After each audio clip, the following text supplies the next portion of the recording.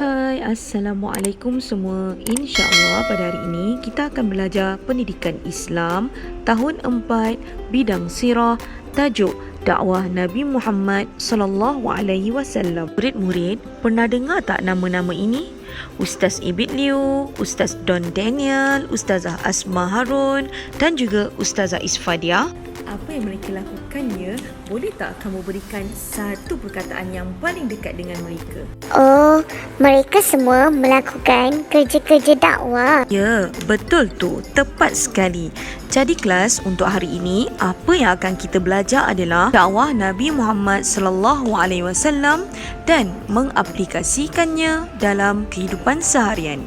Antara kriteria kejayaan yang akan kita dapat di akhir pembelajaran, yang pertama, menyatakan maksud dakwah.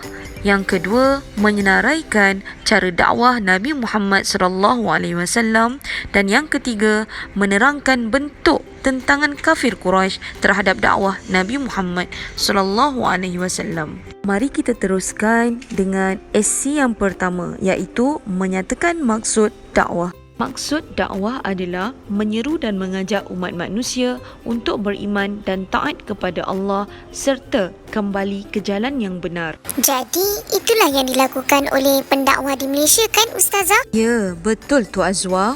Itulah yang dilakukan oleh Ustaz Ibit Liu, Ustazah Isfadia dan semua pendakwah yang ada di Malaysia. Bagai cara dakwah yang telah mereka lakukan, begitu juga Nabi Muhammad sallallahu alaihi wasallam. Nabi Muhammad sallallahu alaihi wasallam berdakwah di Mekah secara sulit selama 3 tahun. Baginda berdakwah kepada kaum kerabat yang rapat dengannya terlebih dahulu.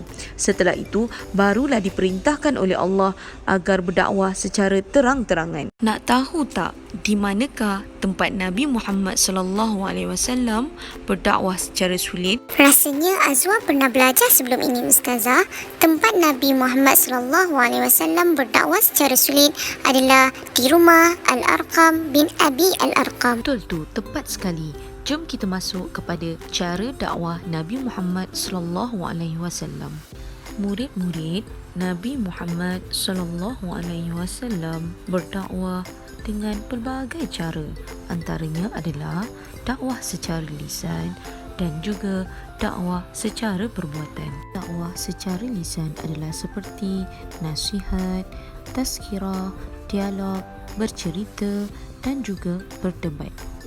Kalau dakwah secara perbuatan pula adalah seperti ziarah, memberikan hadiah, mengutuskan surat, menghantar utusan dan juga berakhlak mulia.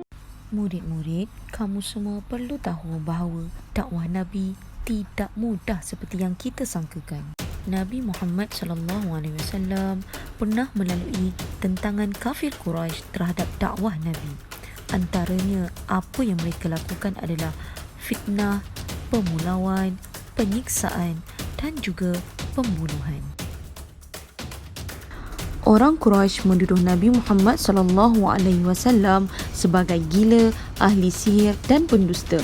Mereka mendakwa Nabi Muhammad ialah pemecah belah masyarakat dan pemutus hubungan silaturrahim. Selain itu, orang Quraisy juga menghalang aktiviti berjual beli dan semua bentuk komunikasi dengan kaum muslimin termasuk perkahwinan.